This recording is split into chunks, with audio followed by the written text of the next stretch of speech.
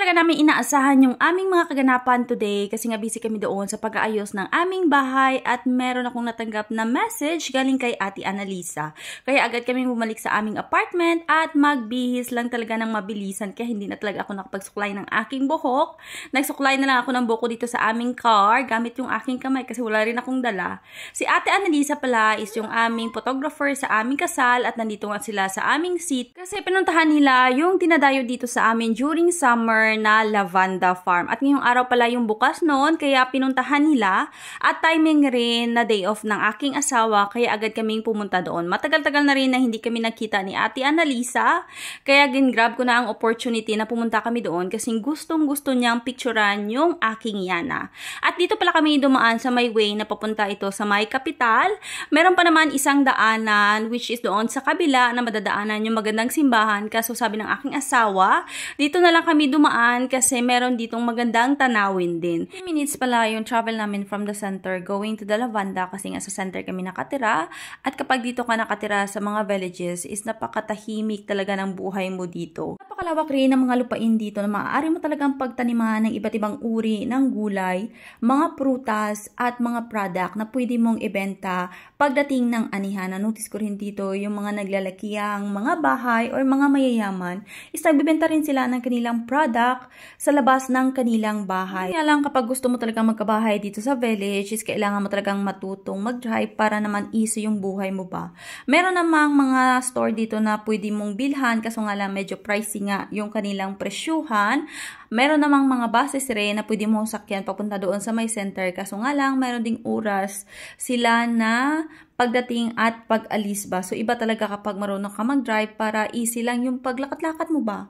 Ito na pala yung area na sinasabi ko sa inyo na napakaganda talaga ng tanawin dito kasi sa area nga ini, dito mo makikita yung iba't ibang produkto na tinatanim during summer dito sa Romania which is yung sunflowers and the barley. Nandito na pala kami sa may area ng Lavanda kasi nakita ko na itong mga sasakyan na nakapark dito sa may gilid ng daanan. Pero hindi kami magpapark dito ng aking asawa kasi gusto niya magpark doon sa may looban. Kapag dito kayo nagpark sa labas is meron naman diyang daanan, bali maglalakad lang kayo ng konti papasok doon sa may Lavanda. Pero dahil yung aking asawa ayaw niya maglakad, so ito pumasok talaga kami sa may loob ng Lavanda at meron namang mangilan-ngilan dito ng mga sasakyan na nagpark. So dito rin kami nagpark at wala rin palang bayad. Nandito na rin pala sina Ate Annalisa na una lang sila sa amin kasi diba nagpalit pa kami ng aming damit doon sa may apartment. Agad na kaming bumaba dito sa aming sasakyan at very excited na yung aming Yana at nakadress pa lang Yana kasi nga diba picturean siya ni Ate Annalisa. At ako na rin pala yung nagbayad ng entrance, bali yung binayaran namin dito is 30 lei, bali 15 each kami ng aking asawa, tapos yung aming Yana is free siya kasi nga baby pa siya. Tapos meron din pala mga produkto ng lavanda na binibenta doon pero hindi na kami bumili ng aking asawa kasi last year ang dami-dami naming binili at hindi pa talaga na pala yung itsura ng farm. Na notice ko lang na hindi masyadong nag-bloom yung ibang mga flowers, I think because of the weather. Unlike before na super ganda talaga ng lavanda ba, pero ngayon dahil nga nag-iba yung weather dito sa aming city, kaya ganyan lang yung bloom ng lavanda. At yan na pala si Ate Annalisa tsaka si Sis Melay.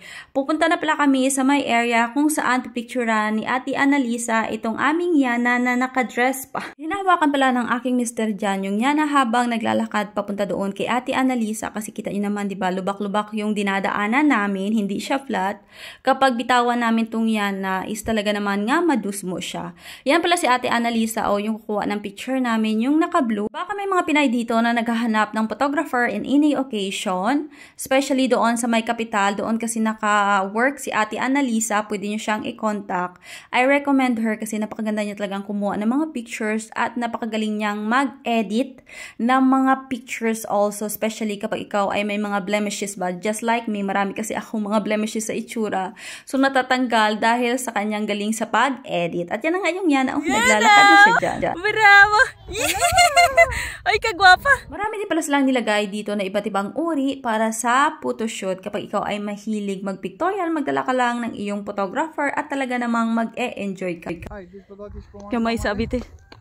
Diana, Pinasok pala namin dyan yung Yana sa may loob ng sasakyan para picturean, kaso nga lang hindi siya masyadong makita kasi super liit pa ng Yana, pero nag-enjoy siya dyan sa loob.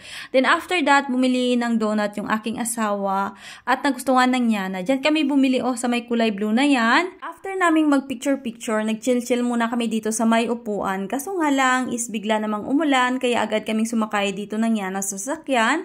Tapos meron namang dumating na bride. Pwede rin yung salakyan? Salakyan nyo din? Dito kami na-parks, piyak? Bye! Bye! Paalam na kami kay Ate Annalisa kasi babalik na sila sa kapital at kami naman ay babalik doon sa my center. Na-meet ko din pala si Ate Clarita kaso nga lang hindi ko siya na-videohan.